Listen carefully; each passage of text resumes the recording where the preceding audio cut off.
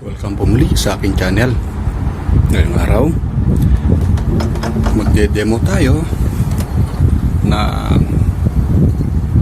refrigerator. Ito po yung mga simple ref. Ito po guys, thermostat. Ibabypass po natin siya. Ide-demo ko kung paano siya ibabypass. Okay? Dahil nasisira din po ito. Off natin. Off natin ang plug. Ito guys, itong cover na to may spring siya. So yung spring na yan, lilift lang natin pataas at baba ng konti ito at tanggal na siya. Okay, ito guys, para ma-access natin yung terminal sa loob, tanggalin natin yung dalawang tornilyo.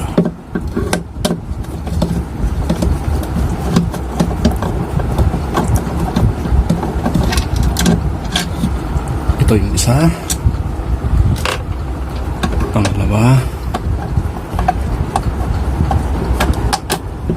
Ito guys, ginagawa po ito upang malaman po natin kung ito po ang sira ng ating mga refrigerator.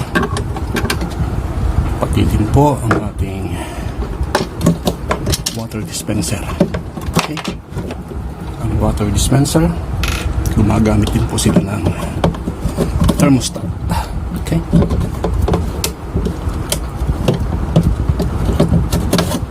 Kade-defrost lang ito guys.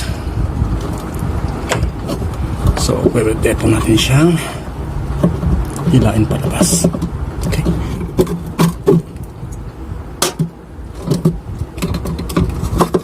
Ito siya guys. Pag ibabypass natin siya, tanggalin po natin yung dalawang terminal. Ayan po. Ayan siya. Yung isa, ground.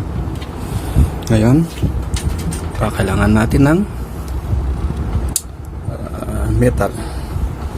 Ito ang pang bypass natin guys. Okay, insert ko po siya rito.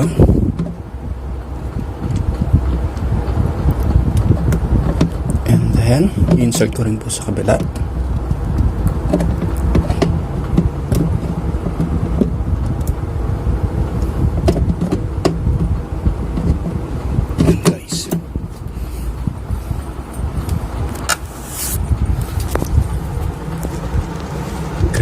Babypass.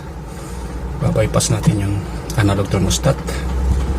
I-connect lang po natin ito gamit po yung metal kanina, and then i-on natin ang unit. Ito guys, plug in natin, easy plug, i-on natin siya. Umandar siya, narinig ko yung compressor umandar.